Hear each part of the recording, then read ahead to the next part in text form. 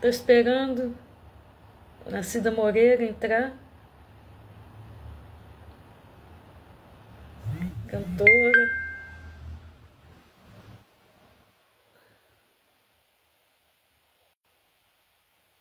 Opa!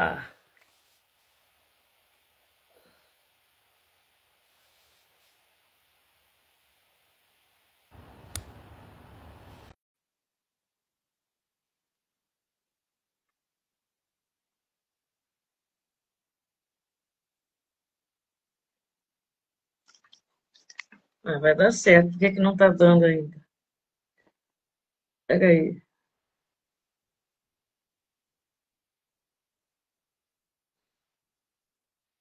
Dando um probleminha aqui.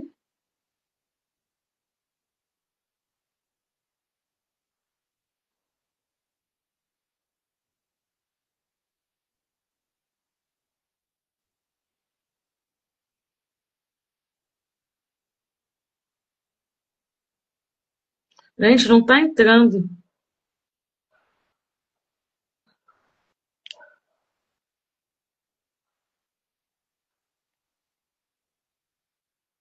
Não tá entrando, não sei por quê.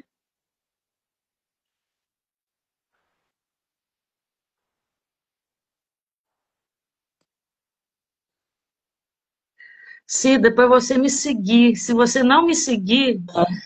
Ah, pronto. Pronto. Ai, ufa, Entrou? entrou. Entrou. Hum. Mas você está me vendo? Não, não tô te vendo, não. Tô vendo o sofá, Está vendo a televisão. minha casa. Agora estou eu. Pronto. Entrei. Desce, Tá ok. desce um pouquinho a Já câmera. estou aqui. Ó, beleza. Beleza. Isso. Ah, nossa, eu pensei que não ia entrar. A Boa internet aqui noite. está muito ruim essa hora, sabe?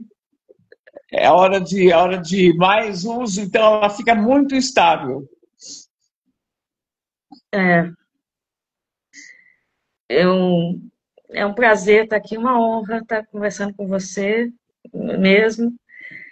E eu sempre começo com uma pergunta que eu faço para todos os músicos, que é como começou a percepção do som, da música na sua vida, reportando lá para a infância, lá para período bem remoto. Eu comecei a estudar piano com 6 anos de idade e comecei já a cantar. Então, eu cantava em programas infantis de rádio, aqui em São Paulo, nasci aqui. Eu comecei muito cedo, realmente, a, a, a me interessar por isso. E aos 7 anos, eu ganhei meu piano do meu pai, e aí foi através disso é, esse bonde começou a andar e não parou mais, entendeu? Foi bem, bem aí mesmo nos primórdios da minha vida, assim, sabe? E o piano, que é tão singular, o seu piano, ele é uma simbiose junto com você. Você passou por escola tradicional, por É claro, conservatório? passei por tudo, eu sou formado em piano. Eu fiz universidade de piano, eu fiz universidade de música, eu passei por todo o aprendizado tradicional e tal, que eu também amo profundamente. E depois de um certo tempo, quando eu comecei a fazer teatro no final dos anos 70, eu descobri um outro jeito propriamente meu de tocar piano, porque daí eu comecei a tocar as coisas do teatro. Uhum. Então, aí eu, como se eu tivesse inventado uma maneira minha, particular de cantar, porque já que também eu já não teria mais a técnica, e também uma coisa importante, eu nunca pensei em me dedicar à música erudita como pianista, de forma nenhuma, apesar de tocar desde garoto, inclusive ganhei concurso de piano na adolescência e tal. Mas eu não pensava em continuar, nunca pensei em continuar, porque daí eu fui para a universidade, eu fui para o teatro, aí eu fui para outro lugar. E esse outro lugar me levou a tocar piano dessa forma, entendeu? Através do teatro. Você desculpa que eu estou muito rouca. Aqui em São Paulo está 8 graus a temperatura, a gente está muito frio. Não, aqui Então, Minas não está tão frio, não. Eu fiz uma entrevista com a Abel Silva que eu estava sem voz, quase. Nossa, eu tô com a garganta péssima também. Então é isso, foi dessa maneira que aconteceu esse jeito, né? E o que você prefere falar um pouco desse percurso? Não dá, essa carreira é muito longa, né? Então, a gente falar lá do Summertime ou a gente falar do último aqui com o coração na boca? Eu falo, olha, para mim não tem começo, né? O Summertime é o começo profissional na música, mas eu já era uma atriz profissional no teatro. Então, e aí eu sempre penso que o começo mesmo é o começo lá criança. Apenas a diferença é o profissionalismo ou não, né? Dentro de uma vida cheia de histórias, com universidade, enfim, com muito estudo, muita coisa e tal. Então, para mim, o começo mesmo nem é o Summertime. O começo mesmo foi o teatro profissional em 77. Né? Isso foi o começo. Bacana demais. Eu fiquei muito encantada pelo seu trabalho, por esse último, pela leitura que você fez tão singular do Sérgio Sampaio. É belíssimo esse disco. Esse trabalho a gente fez desde 2019. A gente gravou, mas não é meu último trabalho. O último trabalho é o Coração na Boca. Esse nosso trabalho do Sérgio, eu tenho muito encanto por ele também, até porque eu conheço a obra do Sérgio, conheci o próprio Sérgio, né? Nós somos da mesma geração.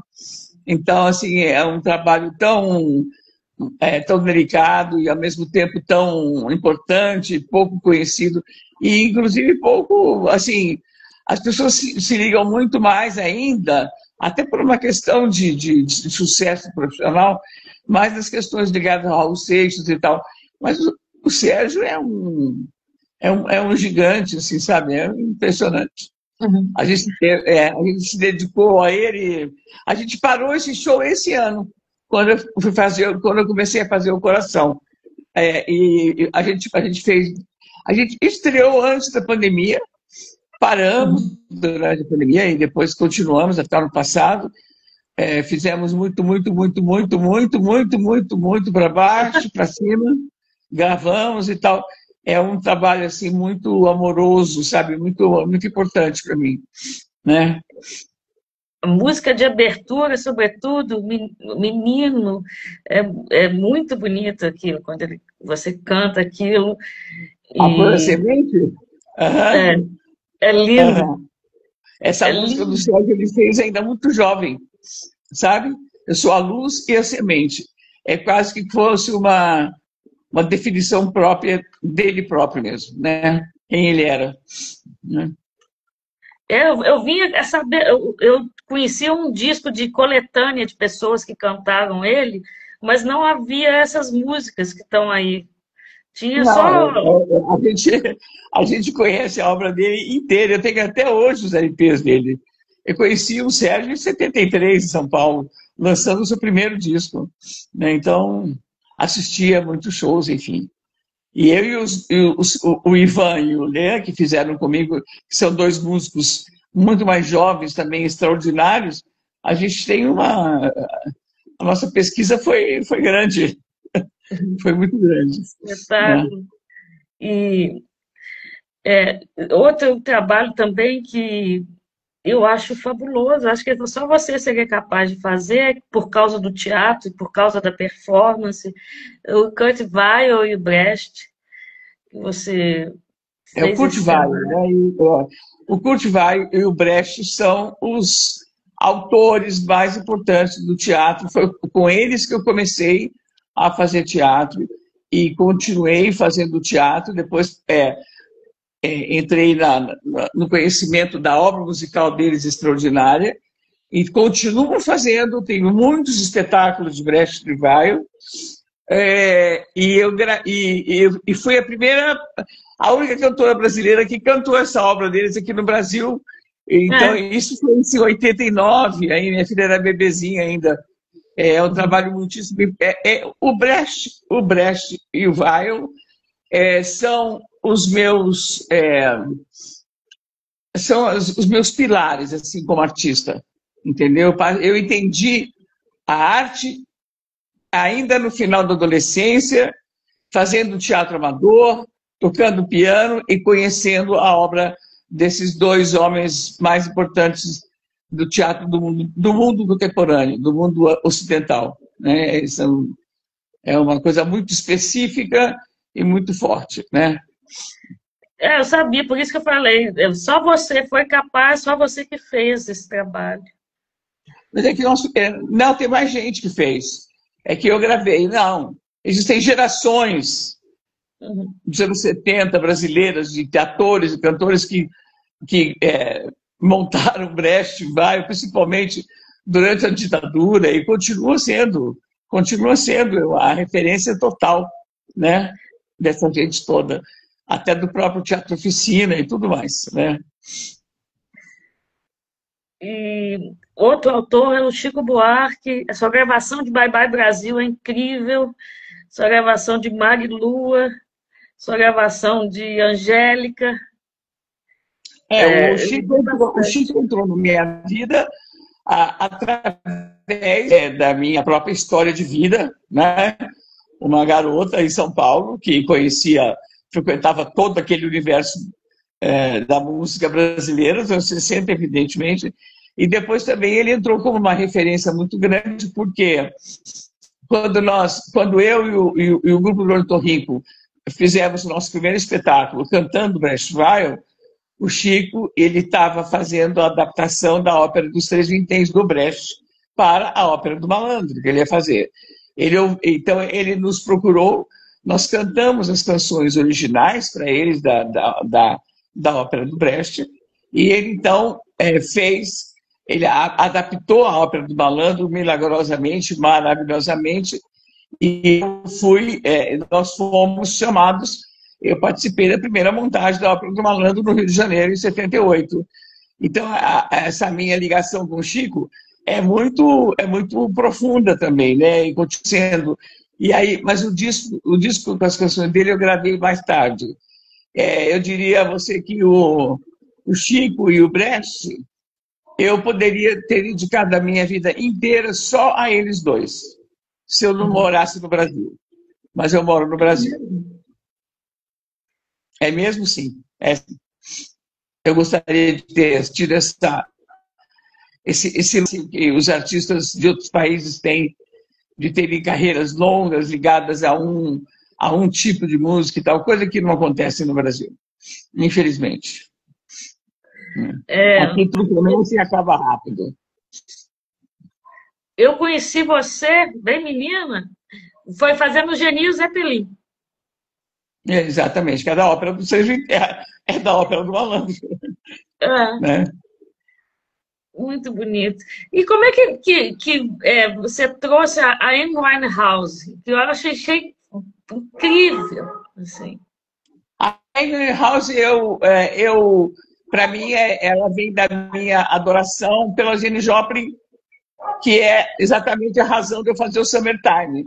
Então, a Amy é uma continuação daquele encantamento, daquela maravilha, daquela menina, e exatamente essa é a minha ligação com ela até hoje. Eu adoro ela demais da conta. A gravação assim como eu adorava e adoro ainda a Janis Joplin também.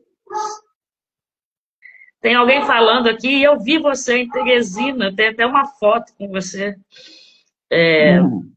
A moça que está dizendo que está escutando, que falou que ninguém gravou o poema de Mayakovsky, musicado pelo Caetano, como você gravou o Amor.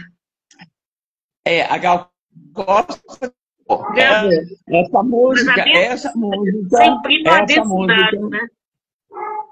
música, ela é uma canção É um poema do Mayakovsky que era tema de uma peça do Mayakovsky, né, chamada O Percevejo, que é o nome do poema, e que o Caetano musicou e que eu cantei naquela época, gravei e continuo cantando, porque é uma coisa maravilhosa essa canção. Né? Então foi isso. Mas ela também é ela é a canção tema de uma peça de teatro muito importante do Mayakovsky, chamada O Percevejo. Essa letra é um percevejo falando do futuro, né? É um animal, né? Porque o homem tinha sido extinto, na realidade.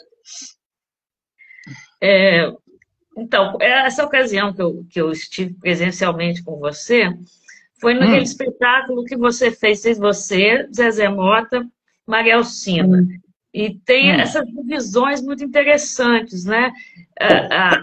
O Dionisíaco e o Apolíneo na obra do Caetano, e você traz um outro olhar.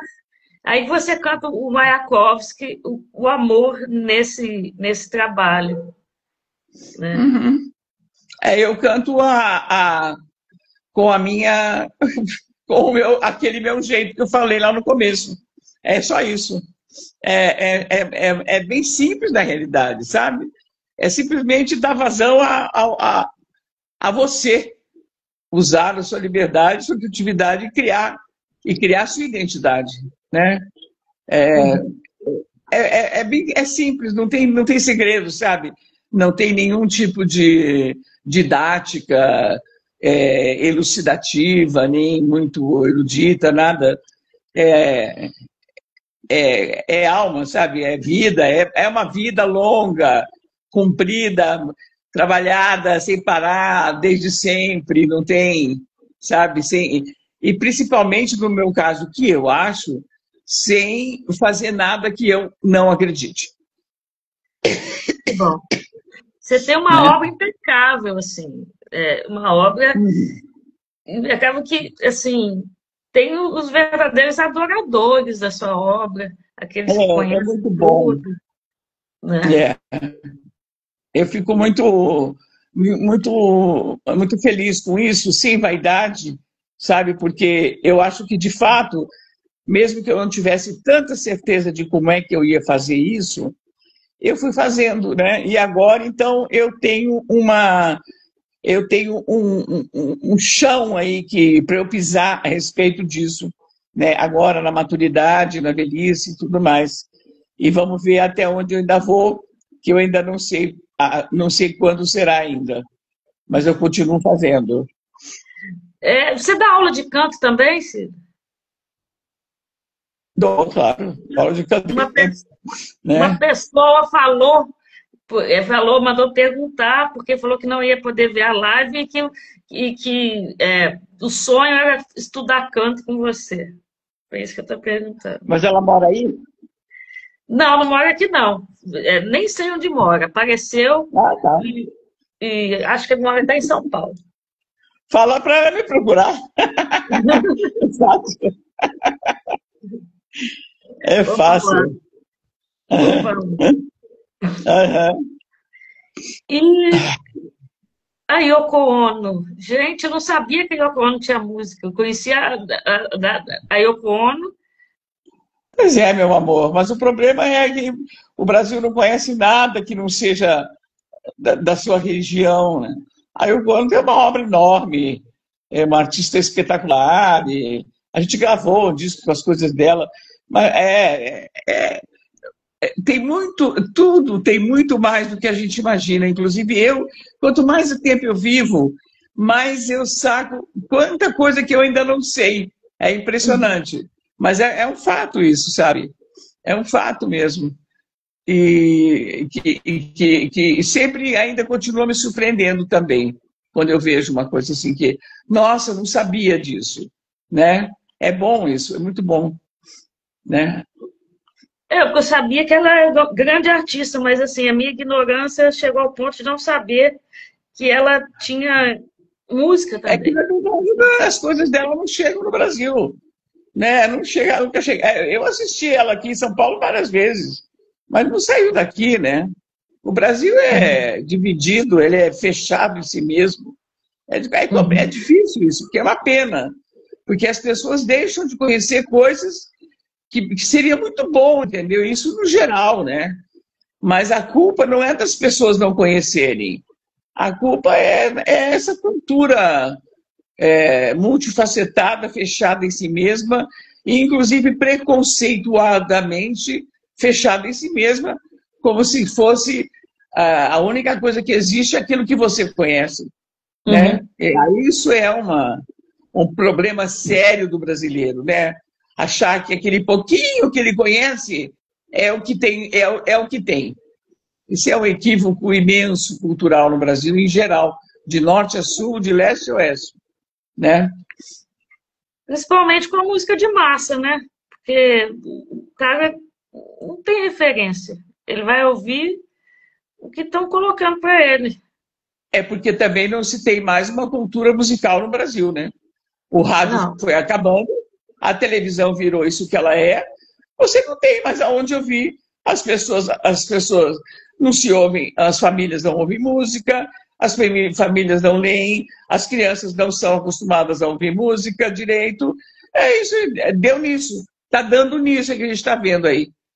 Essa aridez, né, absoluta, cultural no Brasil inteiro. Mas isso é. aí é fogo, é difícil. Mas é uma tristeza. Eu tenho uma imensa tristeza comigo de ter vivido tanto e estar vendo essa coisa tão pequena que não. Né? E um país tão imenso, tão grande, tão bonito, tão tudo. Eu morro de pena do Brasil, não de mim, mas de tudo que não foi feito, de tudo que não é feito. E agora também eu acho que chegou num ponto que não tem muito o que fazer mais, não. Tem que esperar acabar para ver como é que começa de novo. Eu, graças a Deus, estou no fim da minha vida, eu já não vou precisar passar por esses dissabores tão grandes. E a tecnologia para você favoreceu ou é você mais analógica? Como é que é? Eu sou totalmente contemporânea. Eu não sou Ah, mais que bom. analógica, eu sou tudo que tem que ser. Eu lido com as coisas que estão aí para serem lidadas. Não tenho, não, imagina. Não sou nada. Ser analógico é ser burro. Hoje. Um artista analógico, o que, que ele é? Limitado, pobrinho. Eu, hein? Jamais. Vambora. Vamos ligar as máquinas aí e vamos embora. É, fala um pouco do coração na boca. O Coração na Boca está começando. A vida é um show lindo que estreou no final do ano passado. A gente fez agora esse disco lindo e a gente vai fazer o lançamento do show agora em setembro, do show. Eu, Rodrigo Veloso. O Rodrigo Veloso é um pianista muito maravilhoso, um cantor também. Tem também uma experiência de teatro, já nos conhecíamos também. Eu adoro trabalhar com as novas gerações, porque a minha geração é muito chata. E eu prefiro não me. Não, é uma geração um pouco rançosa, maldosa, cheia de problemas de competição entre eles. E eu, de uns anos para cá, eu decidi que eu só quero trabalhar com O pessoas jovem. mais novas que possam me ensinar a eu continuar e a conhecer as coisas que eu não conheço. Então, o Rodrigo Que também maravilha. hoje, agora, é o meu parceiro do momento, importantíssimo, que eu adoro ele e adoro o que ele faz. O depoimento dele é super bonito, que vai entrar no ar amanhã. Ele é lindo, ele é um príncipe, é uma beleza de artista, uma beleza. E ele, então, você vai rodar com esse show ou não? É claro, pretendemos, né? Mas a gente vai fazer o lançamento ainda em setembro, do show, que a gente ainda não fez o lançamento oficial do dia. Eita, parando? Não, beleza. Cida, eu fiz. Ah, Dama Indigna, falta falar. Não, a Dama Indigna é a Amy Winehouse. Dolores também, você gravou, né? Dolores? Eu gravei Não? um disco da Dolores, gravei um Não, monte. um monte. Não, mas isso é uma participação no disco da Dolores. Só gravei uma música. Ah, tá. Hã? Não, não. Eu procurei e Não, achei. eu tenho muitas e muitas participações em discos outros. Muitos e muitos. Maísa, muita coisa. Tem uma discografia muito grande também, que não é só minha, que é de participações, entendeu? Em trabalhos que foram shows e depois se tornaram discos e tudo mais. E Né? hoje, o que é que te toca? No cenário nacional, tem alguma coisa que você fala, puxa, isso vale, isso eu gosto, isso eu tenho vontade de ouvir ou O que tocar eu a minha tenho vontade, maneira? o que eu tenho vontade de ouvir, eu ouço. Né? Eu toco piano, eu ouço, eu sou uma pessoa ligada, eu ouço muita coisa. Eu não penso antes naquilo que eu acho que eu vou gostar ou não. Eu vou ouvindo, aí tem coisas que eu gosto e coisas que eu não gosto. O que me toca sempre, a vida inteira, foi e continua sendo a qualidade da música brasileira. Só. Esse é o ponto. E mais nada. Mas fora do mercado, quer dizer, da mídia, tem muita gente boa fazendo trabalho. Tem Minha muita coisa senhora, boa. fora do mercado, não existe. Esse mercado não é mercado. Isso aí é uma venda, tá? É uma vendinha com produtos perecíveis. A música brasileira, ela está em outro lugar, tá? É essa que é a melhor e continua sendo. Aquela que pouquíssimas pessoas ouvem, Tá bom. infelizmente, né? O mercado não me interessa em nenhum nível. Nunca me interessou, nunca fiz nada para estar nele. Não tenho nenhum tipo de restrição a quem vive para ele, mas eu não vivo para ele. Uhum. Mas eu não quis dizer que você vivesse para ele, não. Hum? Eu não quis dizer que você quis viver ou em função de Não, mercado.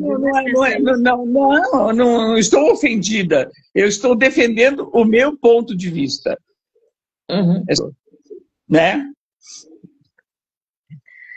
Então, para a gente fechar, eu vou te Hum. perguntar o que é a música para a sua vida? Você pode falar um poema, você pode falar um verso, você pode falar uma palavra, você pode falar qualquer coisa. Ah, meu Deus, sei lá. O que é música para minha vida? É, Ave Maria. Agora você me pegou. Poema. Não vou falar poema. O que é música para minha vida é o sangue que corre na minha veia. é Pronto, que eu nasci com esse bonito. sangue. Graças a Deus. Muito obrigada, Cida. Obrigado a Obrigada. você, É, Juízo. fica, Boa fica no, sorte, boa sorte aí. fica para avisar pro pessoal que todo esse acervo fica Hum, no canal Afinando a Prosa. Tá Laide ótimo. Costa, tá Menescal, tá muita gente, Maravilha, que bom. Maravilhoso. tá? Aí você vai para Tá lá bom, também, tá bom? tá bom. Muito Um grande obrigada. beijo, boa noite, Boa obrigada por noite. assistir. Obrigado a vocês todos aí. Tchau, tchau.